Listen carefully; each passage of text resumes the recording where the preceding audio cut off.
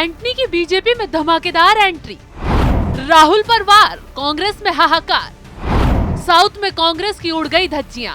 नमस्कार, सुलगता सवाल में आपका स्वागत है। मैं हूं आपके साथ सबा शाहिद शेख। कांग्रेस तो एक बार फिर बड़ा झटका लगा है। ऐसा झटका कि राहुल गांधी से लेकर सोनिया गांधी और पार्टी के बड़े बड़े नेताओं के होश उड़ गए। मोदी के खिलाफ झूठ फैलाकर कांग्रेस की ऐसी धज्जियां उड़ी कि पार्टी के टुकड़े टुकड़े हो गए। मोदी सरकार के खिलाफ झूठ फैलाकर जो राहुल गांधी बीजेपी को तोड़ने की कोशिश कर रहे थे, वो आज सामने आई एक तगड़ी खबर से खुद ही टूट गए हैं, क्योंकि कांग्रेस नेता ने ही राहुल गांधी की धज्जियां उड़ा दी है। ऐसा झटका दिया है जिससे राहुल गांधी की हालत बेहोश होने जैसी हो गई है। धमाकेदार खबर यह है कि कांग्रेस के बड़े नेता और पूर्व केंद्रीय मंत्री एके एंटोनी के बेटे अनिल एंटोनी ने बीजेपी ज्वाइन कर ली है। दिल्ली में बीजेपी में उनकी धमाकेदार तरीके से एंट्री करवाई गई है। इस दौरान केंद्रीय मंत्री पीयूष गोयल भी वहां मौजूद रहे, जिससे कांग्रेस की हालात पर तमाम सवाल सुलग रहे हैं।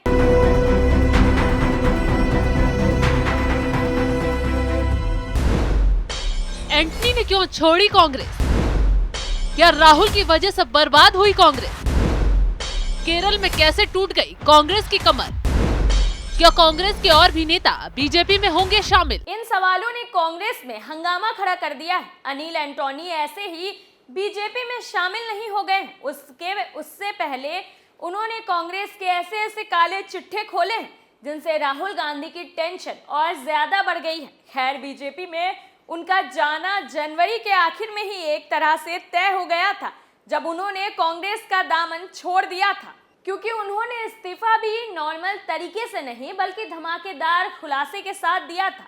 अनिल एंटोनी ने खुलासे से कांग्रेस में बवाल छिड़ गया था। आखिर क्यों अनिल एंटोनी ने इस्तीफा दिया, पहले ये बताते हैं। दरअसल बीबीसी की ओर से पीएम मोदी के ऊपर 202 के गुजरात दंगों पर बनाई गई डॉक्यूमेंट्री का विरोध करने के एक दिन बाद ही उन्होंने ये फैसला लिया है। साथ ही अडानी के मुद्दे पर जिस तरह से राहुल गांधी झूठ फैला रहे थे, विदेश में बैठकर भारतीय लोकतंत्र की धज्जियां उड़ा रहे थे, उससे अनिल एंटोनी बहुत ज्यादा खफा थे, क्योंकि पार्टी के नेताओं को राहुल गांधी का झूठ और कांग्रेस की गलत नीतियां पसंद नहीं आ रही थी। इस्तीफे के साथ साथ अनिल एंटोनी ने जो खुलासा कांग्रेस को लेकर किया है, उससे तो पार्टी में बवाल ही मच गया है। अनिल एंटोनी ने इस्तीफा देते हुए कहा था कि मैंने कांग्रेस से अपने सभी पदों से इस्तीफा दे दिया है। मुझ पर एक ट्वीट को वापस लेने के असहिष्णुता से दबाव बनाया जा रहा था, वह भी उनकी तरफ से जो अभिव्यक्ति की आजादी के लिए खड़े होने की बात करते हैं। मैंने मना कर दिया। प्रेम का प्रचार करने वाले फेसबुक पर मेरे खिलाफ नफरत अपशब्द का इस्तेमाल कर रहे थे, इसे ही पाखंड कहते हैं।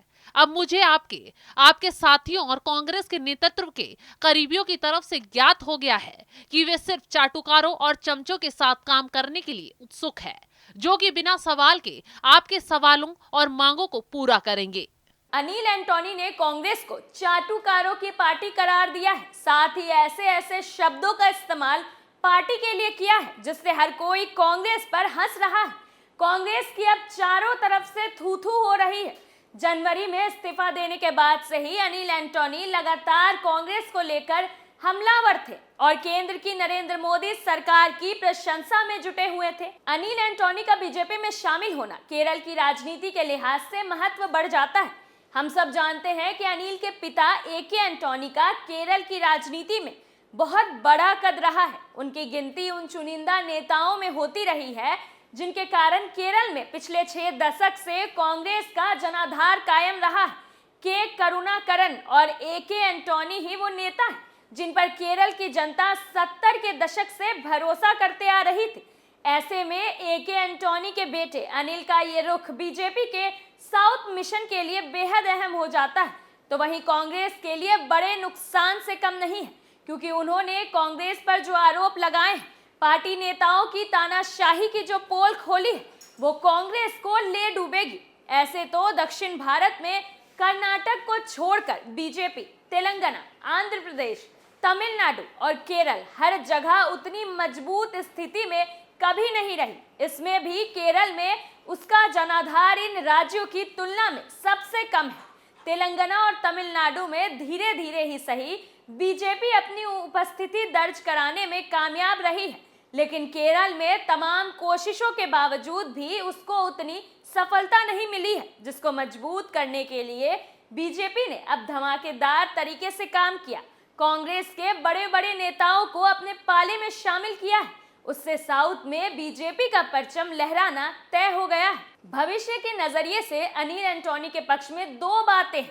पहली ये कि वो ए.के. एंटोनी के बेटे हैं और दूसरी बात ये है कि उनकी उम्र महज 37 साल है। एंटोनी परिवार से केरल के लोगों का भावनात्मक लगाव रहा है। कांग्रेस नेता ए.के. एंटोनी 3 बार केरल के मुख्यमंत्री रहे हैं। 2006 से 2014 तक देश के रक्षा मंत्री रहे हैं और 27 साल राज्यसभा के सांसद भी रहे हैं। हालांकि अब उनकी उम्र 82 साल हो गई है और राजनीति में उतने सक्रिय नहीं रह गए हैं।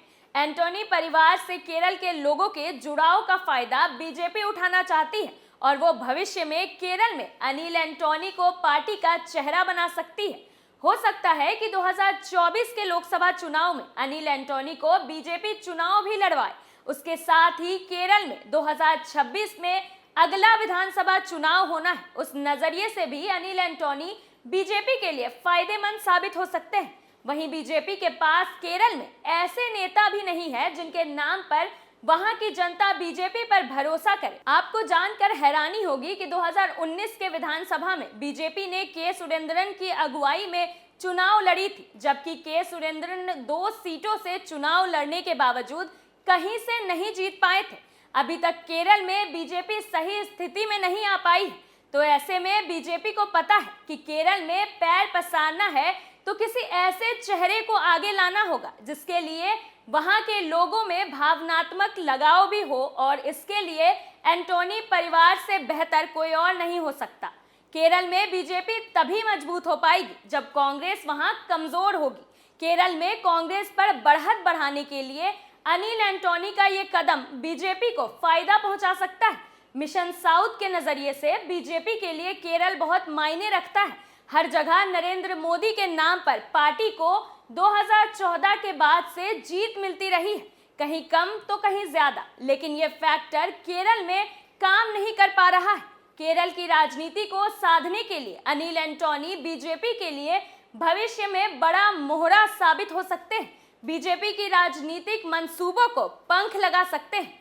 सुलगता सवाल में आज के लिए इतना ही। नए मुद्दे के साथ फिर पेश होंगे, तब तक के लिए देखते रहिए कैपिटल टीवी। नमस्कार।